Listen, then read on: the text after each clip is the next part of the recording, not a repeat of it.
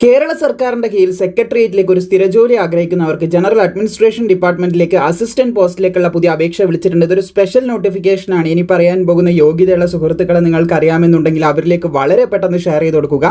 ഇവിടെ നിങ്ങൾക്ക് കാണാൻ സാധിക്കും 30/6/2026 കസ്റ്റഡിയിൽ ഈ പോസ്റ്റിലേക്ക് അപേക്ഷിക്കേണ്ട ലാസ്റ്റ് ഡേറ്റ് എന്ന് പറയുന്നത് 5/8/2026 വരെ നിങ്ങൾക്ക് ഇതിന് അപേക്ഷിക്കാനായിട്ട് സാധിക്കുന്നതാണ്.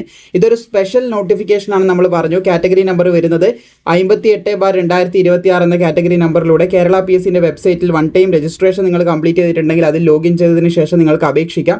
നമ്മൾ പറഞ്ഞതുപോലെ തന്നെ സെക്രട്ടേറിയറ്റിലേക്കാണ് പുതിയ അപേക്ഷ ഇപ്പോൾ അസിസ്റ്റന്റ് പോസ്റ്റിലേക്ക് വിളിച്ചിട്ടുള്ളത്. 39,300 മുതൽ 83,000 വരെയൊക്കെ ശമ്പളം ലഭിക്കുന്ന ഒരു പോസ്റ്റാണിത്. ST വിഭാഗത്തിന് നിലവിൽ ഒരു ഒഴിവാണ് റിപ്പോർട്ട് ചെയ്തിട്ടുള്ളത്. നിലവിലുള്ള വേക്കൻസി വിലയിരുത്തി നിങ്ങൾ അപേക്ഷിക്കാതിരിക്കേണ്ട. യോഗ്യതയുണ്ട്, താല്പര്യമുണ്ട്, തീർച്ചയായിട്ടും അപേക്ഷ സമർപ്പിക്കുക. മെത്തേഡ് ഓഫ് അപ്പോയിൻമെന്റ് ഡയറക്റ്റ് റിക്രൂട്ട്മെന്റ് ആണ്. പക്ഷേ ഒരു സ്പെഷ്യൽ റിക്രൂട്ട്മെന്റ് ആയതുകൊണ്ട് ST വിഭാഗത്തിന് മാത്രമേ അപേക്ഷിക്കാൻ പറ്റത്തുള്ളൂ. നിങ്ങൾക്ക് കാണാൻ സാധിക്കും 18 to 45 വയസ്സ് വരെയുള്ളവർക്ക് അപേക്ഷിക്കാം. 2/1/1981 1/1/2008 ഈ ഡേറ്റിലും ഇതിൻ്റെ ഇടയിലും ജനിച്ചവർക്ക് അപേക്ഷിക്കാം. അപേക്ഷിക്കാനായിട്ടുള്ള വിദ്യാഭ്യാസ യോഗ്യതയായിട്ട് പറഞ്ഞിട്ടുള്ളത് ഒരു ഡിഗ്രി ഉണ്ടായാൽ മതി എന്നാണ് പറഞ്ഞിട്ടുള്ളത്. Degree in any faculty from a recognise university ഇതുണ്ടെങ്കിൽ നിങ്ങൾക്ക് എന്ത് ചെയ്യാം, അപ്ലൈ ചെയ്യാനായിട്ട് സാധിക്കുമെന്ന് പ്രത്യേകം ശ്രദ്ധിച്ചിരിക്കുക.